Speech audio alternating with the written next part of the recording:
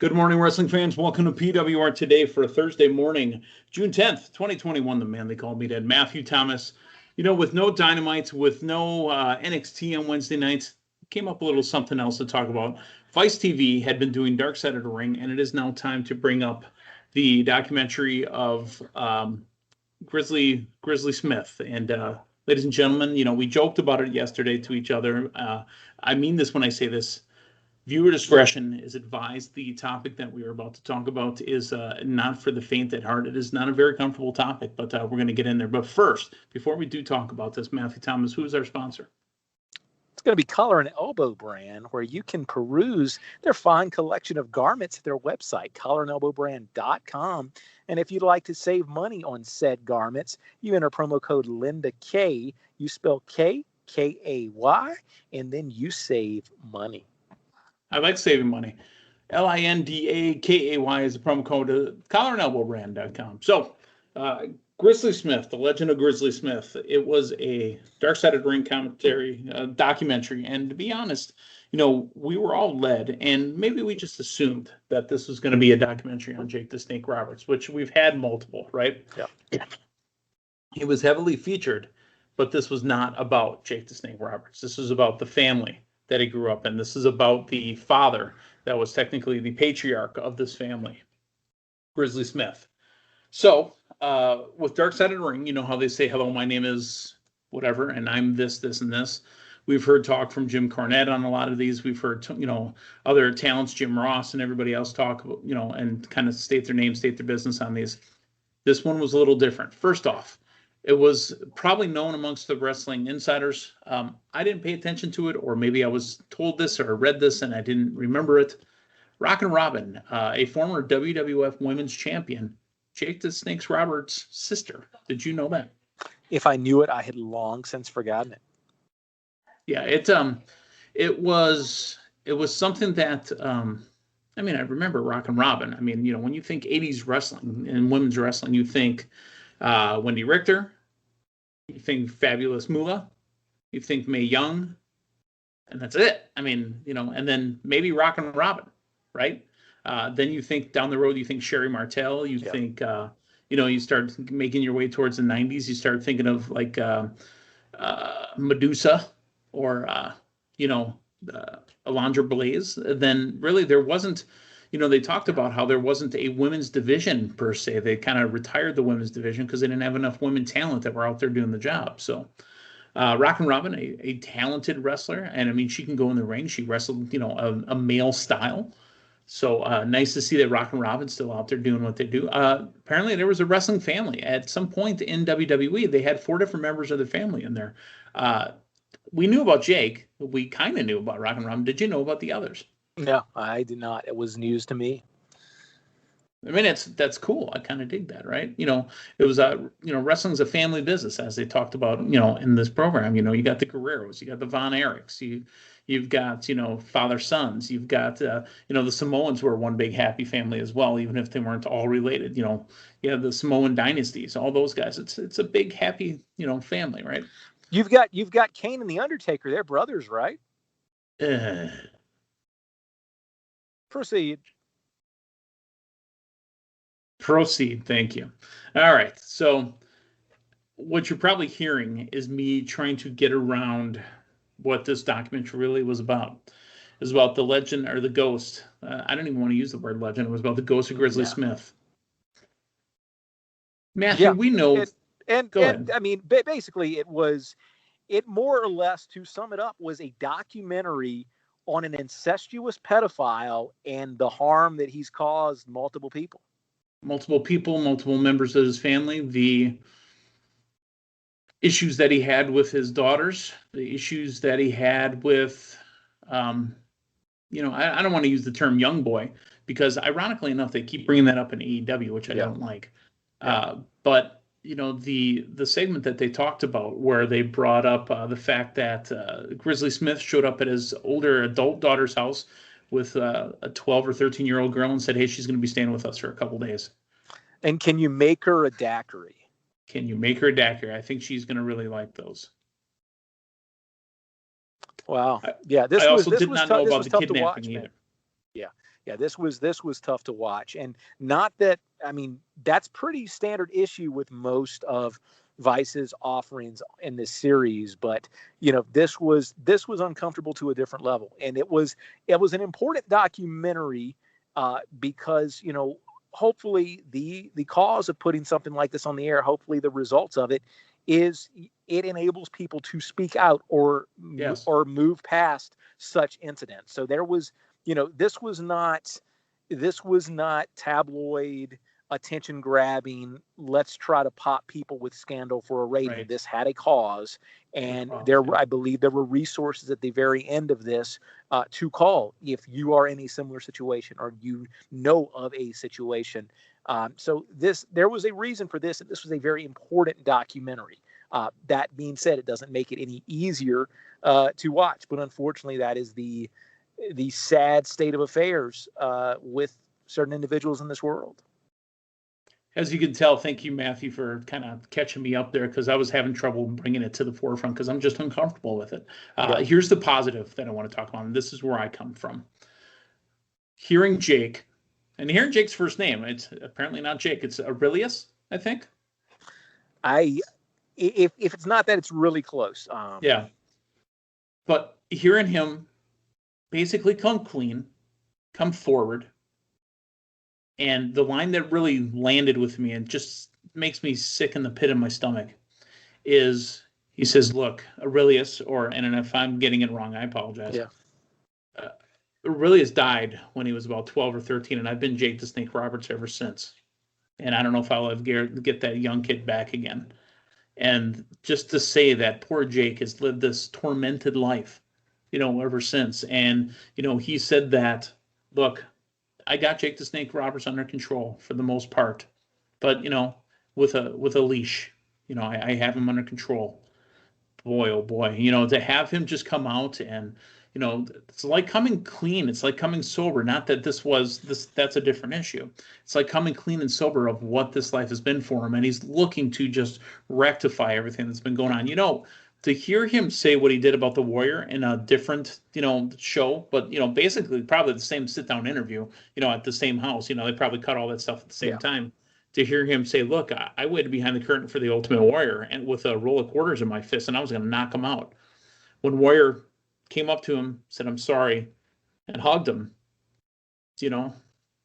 he says he disarmed him and really, came clean on that. And, that's kind of what we're going to be talking about in just another second here. But Matthew, your thoughts on Jake basically saying that here's what happened to me in my life, and I'm hoping to live a better life for the rest of it. Yeah, and I mean, Jake is such an inspirational story at this juncture anyway. And I think this deep dive into this, and a lot of the stuff was out there, but really going into not just the effect that it had on Jake, but, how this serial pedophilia, the way that it affected, family members, strangers, everybody. It really, it really gives you more insight into Jake, and hopefully, best case scenario offers hope of, no matter how dire the circumstances or how terrible the circumstances, you can come back from it. Let's hope that it reaches somebody else. And we heard that out of Robin as well. Let's hope that it reaches somebody else, and they notice it before it's too late, and it gets turned around. That's the hope. I mean, and that's the little disclaimer at the end. That's my disclaimer at the end of this. I don't want to talk about it anymore. Let's talk about Bret Hart. Did you watch it on A&E? Yes, I did. I watched it the night it aired. This also had a coming to terms, letting, go. Bret's analogy was carrying this huge bag of rocks that he's been carrying around on his back, just putting the bag of rocks down and moving on. This had a huge thing to it as well. I think he's got one more to do. Let's talk about the Bret Hart documentary. The beginning of the documentary, I was going to use this as a pun, was a little cartoony. Yeah. What did you think of Bret's drawings? That needs to be. I like them, and I remember having seen them, in years past, and that was one of the first wrestling biographies that I devoured was the Bret Hart's back. Wrestling with Shadows. a decade or so ago. No, not the documentary, but the actual book. I don't know if I think it was Hitman, the actual autobiography that he wrote, and there was a Okay. lot of the cartoons discussed in that, amongst Okay. many other things. So definitely a solid recommendation if you've not read it. But yeah, and I think that needs to be a goal for us, man. I think we need to, at some juncture, have Bret the Hitman Hart draw a cartoon of everyone's two favorite podcasters, the man they call Meathead and one Matthew Thomas. Well, I mean, that's something that can come up down the road. I mean, we can get there. But let's talk about the Hart family. Really got a little bit more history on it. That Yeah. Stu was out wrestling in New York and picked up a dame that caught, her dad caught this dame's eye, and he brought her back to Calgary. And it was kind of shocking, but not shocking. Basically, the old wrestling days where they were living good for a while, but living kind of thin for a while, where they said you could tell how things were going with the business by what kind of clothes they had on, especially as big a family as he had. Um, I mean, I understand that, back in the day, I was made to wear, Wonder Bread bags inside my boots so my feet didn't get wet, all that other good stuff. But uh, they had such a huge family. Obviously, they had a lot of hand-me-down clothes. Oh yeah, they had quite the group there. I mean, it was very interesting when they went in the picture and went through the whole family, and a wrestling bear under the porch to boot. Yeah, I thought every family had a wrestling bear under the porch. So Only the really special ones. yeah, that's kind of funny there. Um, so Stu buys Stampede, and all his brothers are wrestling. Brett's got a lot of older brothers. Obviously, Owen being the younger one. They touched a little bit on the Owen stuff, and you could see it got to Brett a little bit in the documentary. But I want to talk more so about getting to the point where he's a young kid. He saw this guy cutting a promo, and the entire Hart family says, "I'm going to rip your family from limb to limb." And then this guy shows up at the door the next day, and she said, "Oh, sweetie, come on up here." And he cuts him a check, and he walks out. And hugs his mother. Yeah, wait, I don't understand. This guy said he was going to get us. Now, and I do want to contrast that. Not that I want to discuss it anymore, but one of the one of the milder parts of the documentary, because the the Vice documentary was so rough, but you contrast that with Jake's father basically having the kids think it's a shoot, that this guy's really trying to come and kill his father, Right. so it's and I bring that up just because both of those topics that we covered had two what I think is rare insights into wrestling families, as far as how the kids actually perceive the industry and what their parents do. Yeah. I mean, we can go back, or we can go look at the Mick Foley one. And, hearing Yeah. it from Dewey and, Noel and, the Mankind Rock match with all the chair shots. Yeah, and I mean the actual backstage footage, I believe, of Mick telling his kids that, your dad and Rock are friends and we're not Right. hurting each other, and yeah. Right. Yeah, that was something else. But the Owen stuff, we got to see the Montreal Screwjob again. Again, this was a lot of heavy Vince stuff here, right? Bret was the company's champion, the number one guy in the company. Like right now in the company in WWE, it's Roman Reigns, right? He's the company's number one guy. At a time, John Cena was the guy, Hulk Hogan was the guy, The Rock was the guy, Austin was the guy. Being the number one guy is a big deal, regardless if you have the belt or not, being the number one guy. So Bret Hart was the number one guy for a long time. And, they told the story about how Vince had offered this 20-year deal, Yeah. To keep him in the company for the rest of his life. He could be a consultant or whatever after. And said, look, business is on a downtrend. I got to take that deal back. And, why don't you go to Turner and try to go get that money? As far as a businessman, you would think your feelings would be involved with guys like Vince, where they would say, you know what, I don't want you to leave. I need you here. But Vince understands the business is cyclical, right? That's back in the days, they would go territory to territory to stay fresh. He understood, go make your money, come back when you're ready. Yeah. No, absolutely. And, that's kind of that, I think, kind of what has lent itself to that open door policy throughout the years. Not a forbidden door, but an open door, where you see guys like Bret or Warrior coming back when you you never thought they would. They burned their bridges pretty hard, but Yep. they were able to repair the bridge. And that's the same thing we'll be saying when Punk ultimately comes back. Ultimately, yep. So let's get our way all the way through that. He went to WCW, and that's something I noticed that's been missing a lot from these A&E documentaries. Yeah. WWE owns the rights and the content. Yeah. They're not showing WCW stuff, and if they do, they're zoomed in so tight you can't tell it's WCW. Yeah, you're right. Have you noticed that? Yeah, I'm just kind of doing a mental jog of, all the ones we've seen so far. I don't think WCW was touched at all with Piper. Nothing at all. Nothing. Zero at all on Warrior. Yeah, it's like it never happened with Warrior. My goodness. And then briefly with Mick, because you kind of had his right. early stuff there, and I imagine you got it. Pillman, there was Pillman stuff in the Dark Side of the Ring, obviously. A&E, and then you had man, did you have a little bit of it in Stone Cold or no? Very little. Yeah. It was zoomed in so much, like I said, it didn't seem like it. Yeah. And Warrior was there for the One Warrior Nation, right? The backwards NWO. Yeah, that's right. And Bret Hart, they showed him, and they showed Goldberg a little bit, and we talked about forgiveness. This builds us all the way up to Bret Hart and Shawn Michaels. He goes, I put down that bag of rocks. And Shawn Michaels at the same time said, I put down my bag of rocks. I loved it. Bret's only got one thing left to do. He's put down the bag of rocks on Goldberg, and it was a pretty solid shot on Goldberg. He says, if I were to rate that guy's wrestling talent from 1 to 10, I'd say 0. Yeah. No, I understand he's upset, and it is career. Yeah. And, I mean, that was, I don't know 15, 20 years ago, anybody ever thought we were going to get to a point where you would have Bret and WWE, Bret and Vince, Bret and Shawn Michaels bury the hatchet like they did.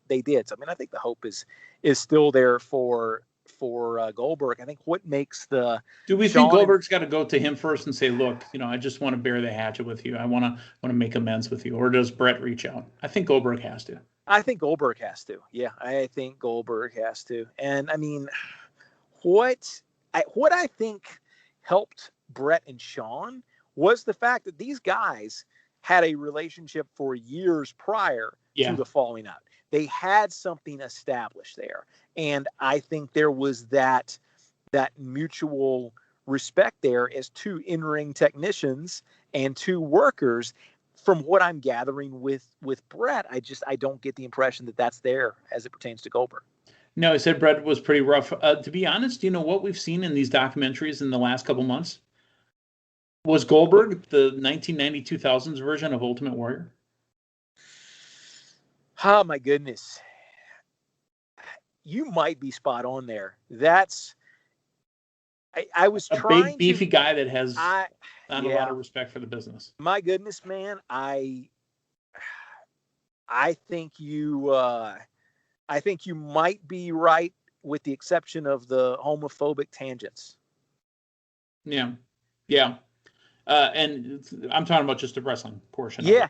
No, it's a very, it's somebody coming from a quote unquote outside world where the perception of the booking and the perception of the industry is that it is much more real than it is for a lot of the people in the industry, a lot of the people that have been there for a while.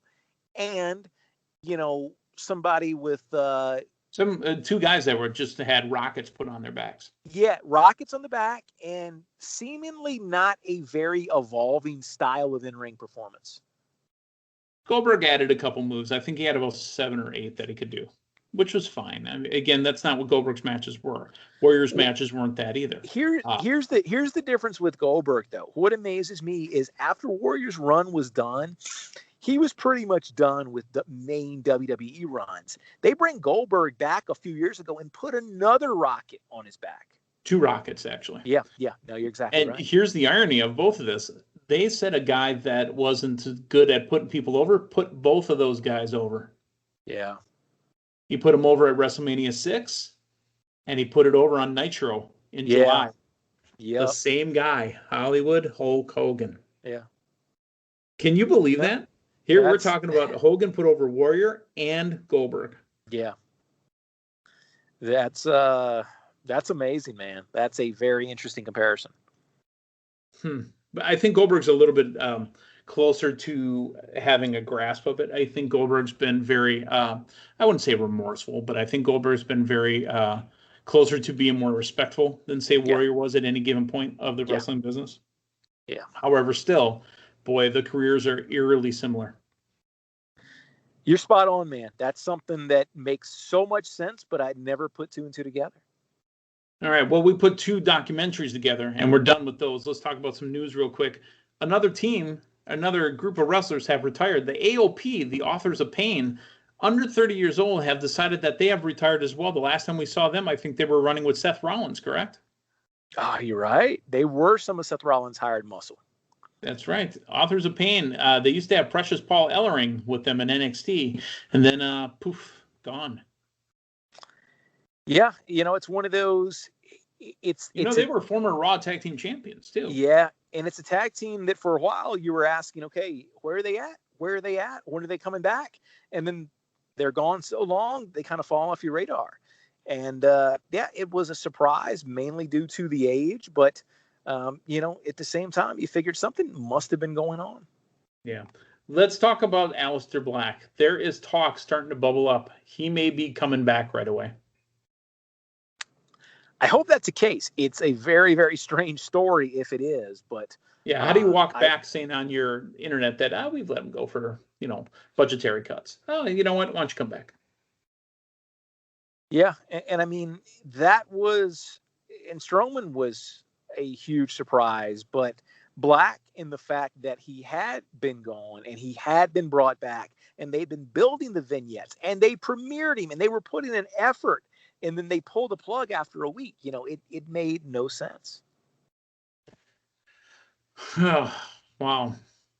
There was a tweet out there about Leo Rush retiring from Greg Hamilton that said, wow, unreal. If we all didn't have our own lives and families to take care of, I just might pretend to give on behalf of the wrestling family and community who work for a living onto the gym. Wow. Oh, my goodness. That's Greg Hamilton, the SmackDown announcer, correct? Or is he the Raw one? I think it's the SmackDown one. Oh my goodness. I'm not 100% sure. But I'm kind of blown away by it, to be honest with you, because it's the SmackDown announcer. It's a little sharp, right? I mean, dude, you're a ring announcer. Now, back in the day in the business, the ring announcers were also part of the road crew. So,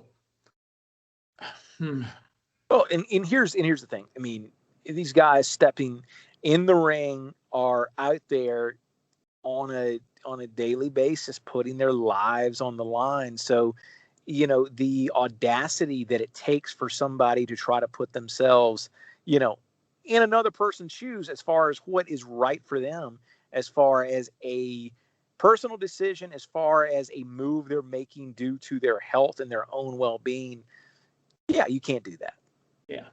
All right, so that is all we have for today, Thursday, June 10th, 2021. I just want to remind everybody that the championship season of 2021 continues as I have taken my team to the moon. I've dropped But Otis. in order to get to the moon, you got to drop 25 big ones, which you are currently doing dropped right Otis. now. I lost 25 points, but I'm picking up Cameron Grimes for this Sunday's NXT In Your House TakeOver pay-per-view, and he will be winning the $1 million belt, which will be a title win. We shall see. We shall see. I don't think that you're necessarily wrong, but you could be. Make sure you pay attention to PWR Draft 2021 on Twitter. Matthew Thomas, Linda Kay, and myself tweeting throughout the pay-per-view. We will have a post show for Monday morning. Tomorrow morning, Friday morning, we're going to break down Dynamite, SmackDown, and talk about the In Your House pay-per-view coming up with Doc Hendricks is going to be there as well. Wonderful. It's going to be a fun weekend. I really like, the retro In Your House. It's the second year we've gotten it. And my goodness, the addition of Doc Hendricks breaking down multiple previews 2 nights ago on NXT was wonderful. It's fantastic. So for Matthew Thomas on the Manly Call Meathead, hey, thanks for stopping by. So long, everyone.